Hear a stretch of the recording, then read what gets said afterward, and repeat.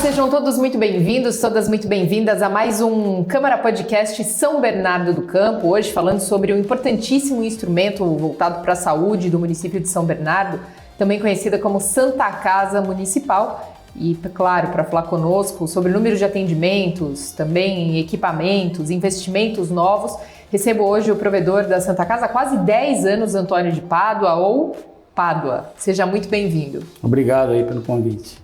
Pádua, começa contando pra gente, então, vocês já estão, né, você especificamente, aí como provedor da Santa Casa de São Bernardo há 9 anos, quase 10 anos.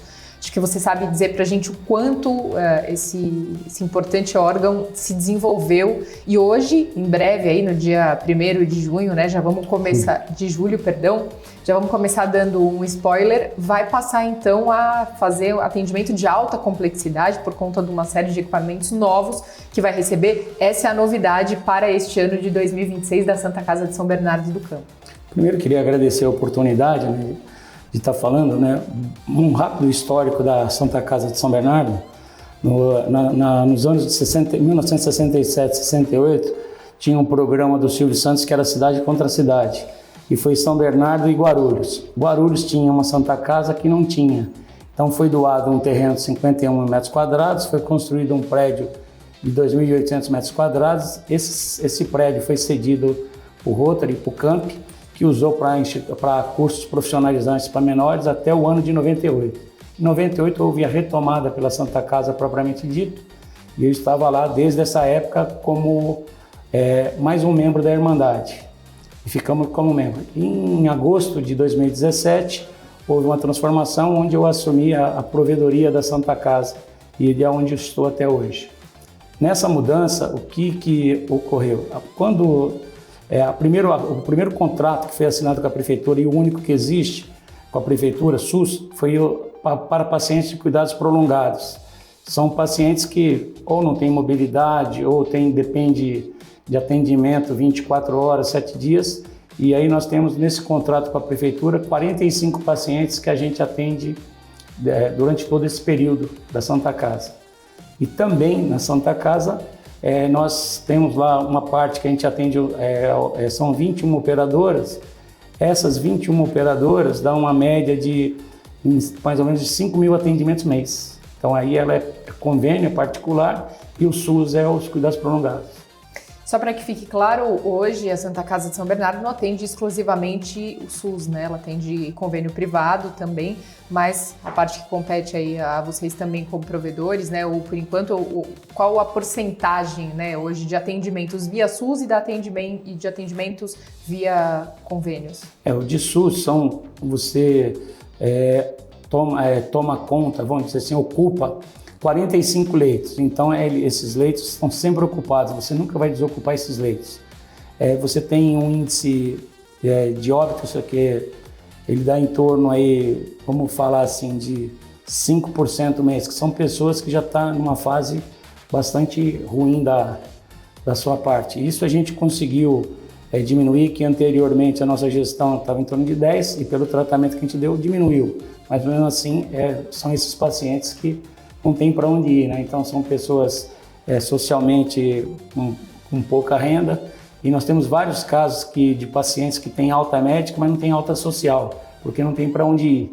Então a gente acolhe, a gente atende, e a nossa função nesses casos é dar atenção, amor e carinho, porque quem caiu lá, não tem para onde ir. Então esse é o nosso papel. Já na outra parte, com os atendimentos com os particulares, dá em torno mais ou menos de 5 mil mês. Aí são convênios que a gente atende clínica geral, pediatria, que a gente contribui. O que aconteceu é que, até reportando aqui, a primeira fábrica da Toyota fora do Japão foi instalada em São Bernardo no ano de 1962. Em novembro de 23, com o fechamento da fábrica em São Bernardo, foi levada essa unidade para Sorocaba, onde a Toyota tem concentrado. Numa negociação com os sindicatos do metalúrgico do ABC, foi deixado um legado, o sindicato indicou a Santa Casa. Essa indicação da Santa Casa, a Toyota fez uma doação de 5 milhões e 500 mil reais para a Santa Casa, onde nós construímos um centro de hemodinâmica que está pronto, já está com a hemodinâmica instalada, foi ampliada a uma UTI e o centro cirúrgico que nunca tinha sido usado, que nós devemos inaugurar com a data prevista para o dia 1 de julho de 2026. Perfeito. E aí, com esse centro, então, de hemodinâmica que vai ser inaugurado, passa, então, a Santa Casa a atender alta complexidade. Qual que é a expectativa de número de atendimentos, que isso dobre, triplique? Qual a expectativa? Como estão sendo ocupados, preparados, não só os profissionais, mas também os leitos? Olha, onde está a localização da Santa Casa, num raio de 10 quilômetros, nós estamos falando de 4 milhões de habitantes, então nós temos uma alta concentração. Essa questão da hemodinâmica, nesse raio, nós temos por volta de 8 hemodinâmicas.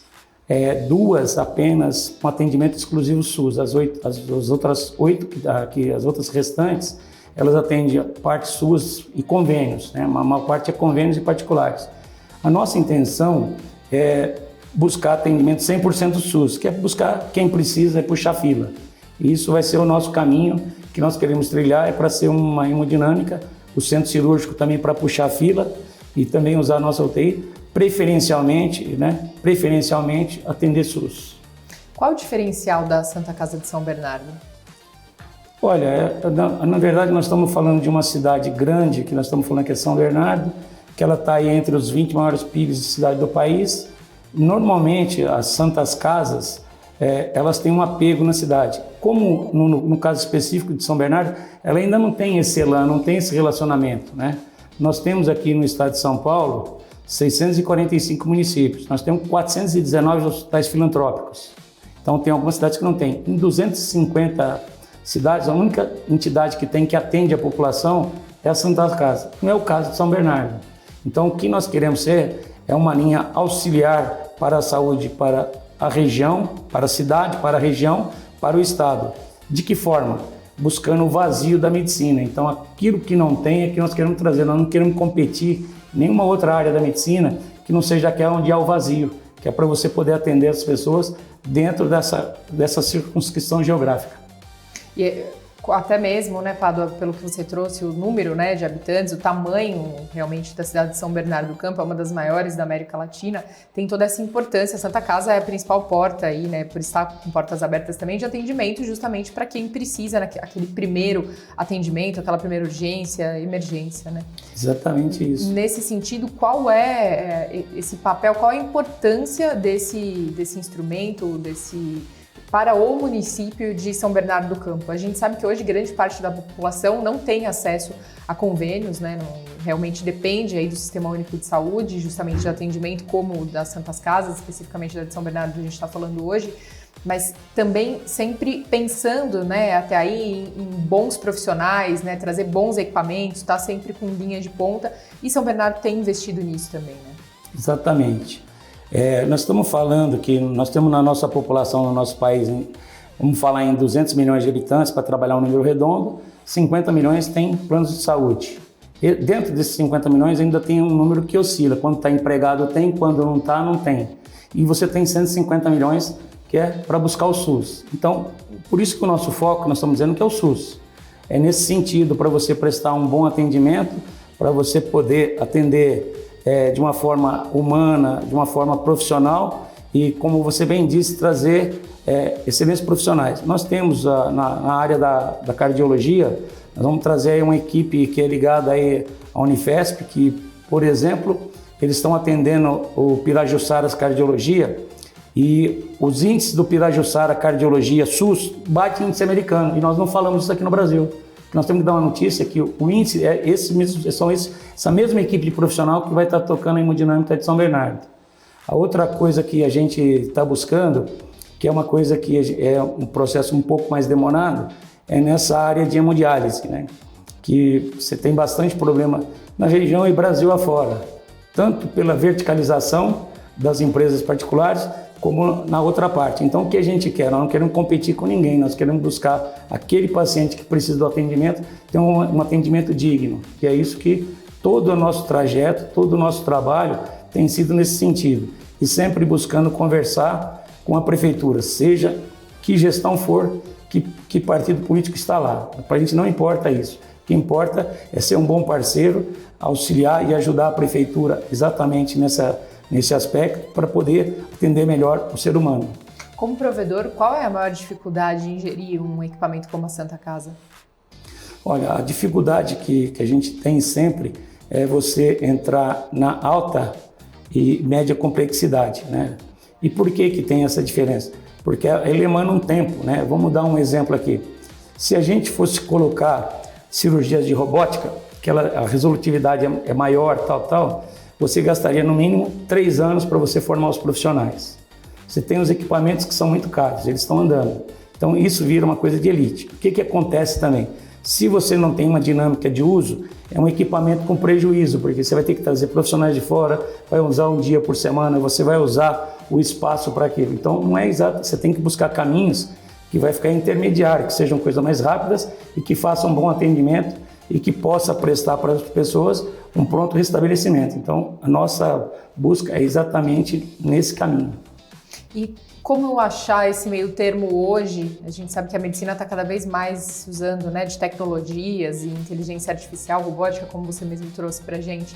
Quer dizer, essa linha é muito tênue hoje, né? Não fazer esse investimento, muitas vezes, como acompanhar, né, todos esses avanços, não ficar para trás, não ficar com tratamentos obsoletos e, ao mesmo tempo, encontrar esse meio termo.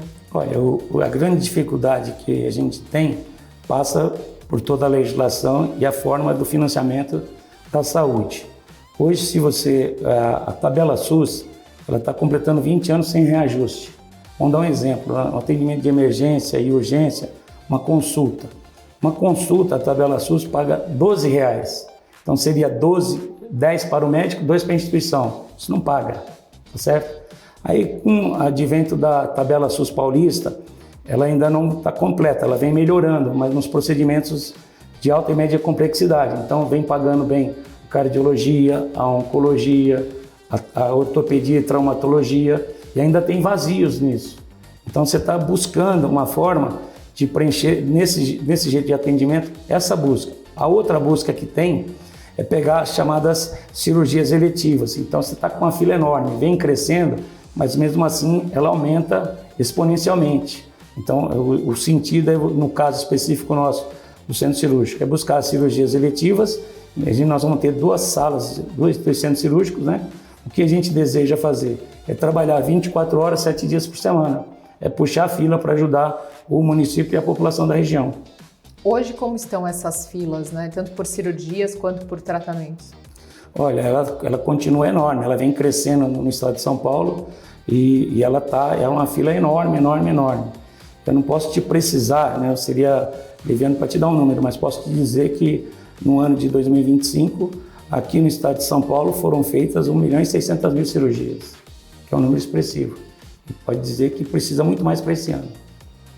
E são números que é difícil de acompanhar, né, Pádua? Porque as pessoas têm adoecido cada vez mais, até por conta do ritmo de vida, e as pessoas têm envelhecido cada vez mais. Quer dizer, suprir essas doenças, ou tratamentos ou cirurgias é cada vez mais difícil. É uma das dificuldades de um provedor também? Sim, é que a expectativa de vida ela vem aumentando bem em nosso país. Nós podemos dizer isso graças a Deus, né? Porque se você pegar a história da vida, se andar nos anos de 1600, a expectativa de vida eram 26 anos. No Brasil, na década de 50, ela estava em torno de 52, pulou para 76, num curto espaço de tempo. Olha, de 1600 a 1950, veja bem, 350 anos, aumentou esse tamanho. E agora, muito rapidamente, exponencialmente, ela cresceu muito. Então, o que acontece? Você vem com algumas chamadas comorbidades, que é mais para a população que está envelhecida. Mas, se bem tratado, ela tem uma qualidade de vida muito boa. Então, isso é uma coisa que não é difícil de fazer, basta ter o que você bem colocou aqui. Tecnologia, inteligência artificial, é um trabalho bastante árduo e que você tem que fazer uma conjugação disso daí. Como que a gente faz essa conjugação? Se você pegar o atendimento para o idoso, nós temos vários lugares que ele é fantástico, né? Então, você vai fazer um atendimento para o idoso, não é só o reparo na medicina, você tem que fazer outras atividades. Você tem que botar exercício físico, você tem que botar passeio, você tem integração, porque a pessoa diminui o salário e vai ter um custo maior, e vai ficando segregado. Hoje, as famílias têm tido um tamanho menor, E o que acontece? Você não tem mais aquela assistência de antes, onde você teria os filhos e tal. Tem muitos casos que não tem quem cuide da pessoa, né? Então, exatamente nesse sentido que nós precisamos trazer para a sociedade. Essas pessoas precisam estar engajadas, elas precisam estar trabalhando socialmente, ter amizade com o seu vizinho, com o seu lugar, ter apego, frequentar regularmente. Nós queremos fazer no nosso hospital uma área lá, um centro de geriatria. Nós estamos estudando 2 casos, né? O caso canadense e o português. O português se assemelha mais com o nosso. O canadense é mais completo, mas ele é mais caro. Então a gente tem que ver qual é a realidade daquilo que a gente consegue trazer para melhorar a qualidade de vida dessas pessoas, como dos outros todos, porque se o idoso vai bem, a família mais nova que faz parte também vai bem, porque ele está sendo bem cuidado, está com a saúde boa, tem uma independência para fazer as suas coisas, seus afazeres. Então isso é uma conjunção de fatores que é de ajuda mútua. E aí está aí já adiantando para a gente uma série de projetos futuros, né, intenções futuras aí da Santa Casa também. Nós temos assim, a gente tem estudado, tem vários projetos bacanas e tal. A dificuldade é viabilizar e é dinheiro mesmo, né? Você buscar espaço. Nós temos na Santa Casa de São Bernardo, nós temos uma área de 43 mil metros quadrados. Então a gente está buscando, vamos buscar, guardando as proporções. Hoje a Santa Casa mais bem postada no país é a de Porto Alegre. Como que funciona a Santa Casa de Porto Alegre? Vou dar um exemplo. Tem um empresário, não quer que cite o nome dele. Ele doou 100 milhões. Pegou mais 10 empresários, cada um doou 10 milhões, 200 milhões. Construiu um prédio de 3 andares, 5 para atender SUS, 5 para atender convênio, com o dinheiro do convênio para bancar o SUS. Então você vai saindo da amarra, da dependência do dinheiro do governo e tal. Nós estamos numa região com excelente IDH, muitas empresas. Isso serve para todas as 7 cidades aqui da nossa região. Isso é um caminho para ser construído. É simples? Não é simples, porque ele tem que ser bem usado, tem que ter transparência no que você está fazendo, prestação de contas, né? Então, você tem que criar uma cultura que você põe a sociedade para ela acompanhar se está sendo bem gasto, para ela estar presente no negócio. O dinheiro é de todos, o dinheiro não é da Santa Casa, o dinheiro não é pessoalmente meu, é da comunidade, é da população, é assim que ele deveria ser entendido. Perfeito. Antônio de Pádua, provedor da Santa Casa de São Bernardo do Campo, no Câmara Podcast de São Bernardo de hoje. Muito obrigada. Nós que agradecemos a oportunidade. Muito obrigado. E a vocês de casa, agradecemos demais e até o próximo episódio.